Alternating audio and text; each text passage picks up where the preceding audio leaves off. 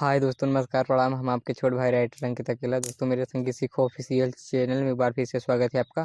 दोस्तों, आज हम आप सभी के लिए लेके आ गए हैं सुपरहिट सरस्वती वंदना।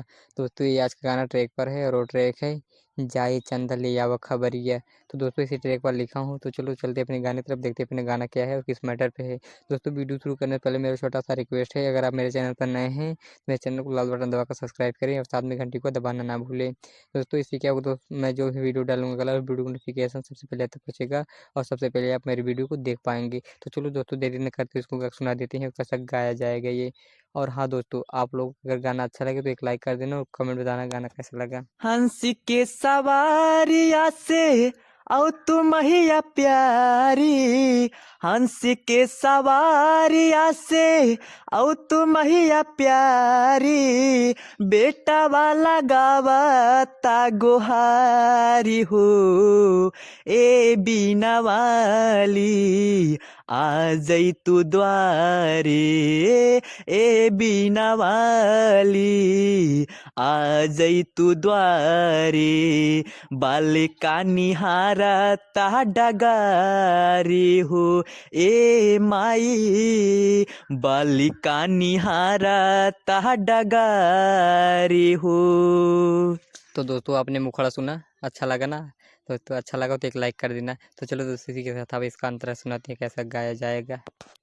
तोहरा कृपा से भैले सूर्यदास महानी हो, तुलसी के देलू मैया तू ही त ज्ञानी हो, तोहरा कृपा से भैले सूर्यदास महानी हो, तुलसी के देलू मैया तू ही त ज्ञान हो, तोहरो त शक्ति मैया बाटे अपारी हो, तोहरो त शक्ति मैया बाटे अपारी हो, हमरो पे फेरी द नजारी हो, ए बीना वाली आ जई तू द्वारे, ए बीना वाली आ जई तू द्वारे, बालिका निहारता डगारी हो,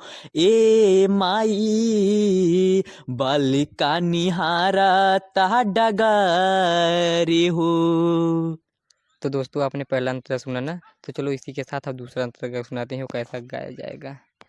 यस पी कलेक्टर पर भैलू सहाइया, तोहरे कृपा से सभे गावेला गवैया, यस पी कलेक्टर पर भैलू सहाइया, तोहरो कृपा से सभे गावेला गवैया, जानेला महिमा तोहर जग सान सारी हो, जानेला महिमा तोहर जग सान सारी हो, बाड़ू तो ही महान हो, ए बीना वाली आ जई तू द्वारे, ए बीना वाली आ जई तू द्वारे, बालिका निहारता डगारी हो, ए माई बालिका निहारता डगारी हो। तो दोस्तों, आपने दूसरा अंतरा सुना। चलो इसी के साथ अब इसका तीसरा अंतरा का सुनाते हैं जिसमें आप अपना नाम सेव कर सकते हैं। दोस्तों, अगर आप इसको गाते हैं तो गा सकते हैं अंकित और आतिश का नाम रहना चाहिए। तो चलो दोस्तों, इसको गा सुनाते हैं कैसा गाया जाएगा। अंकित अकेला आतिश करेला रजिया, गोविंद के ले तू अपने चरनिया, अंकित अकेला आतिश करेला रजिया, गोविंद के ले तू अपने चरनिया, नीतिनिया चल के नैया कारा पारी हो, नीतिनिया चल के नैया कारा पारी हो, ए तने करा उधारी हो।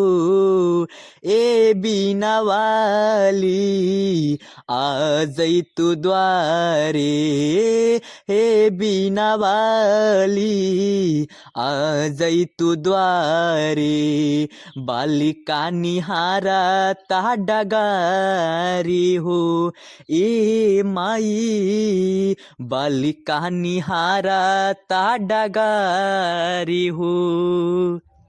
तो दोस्तों आपने सुना फुल और फ्री सॉन्ग। दोस्तों अगर अच्छा लगा तो एक लाइक कर देना और कमेंट में बताना गाना कैसा लगा। तो चलो दोस्तों आज का वीडियो यहीं समाप्त करते हैं, फिर मिलेंगे एक नए वीडियो के साथ और नए मैटर के साथ। तब तक के लिए बाय बाय।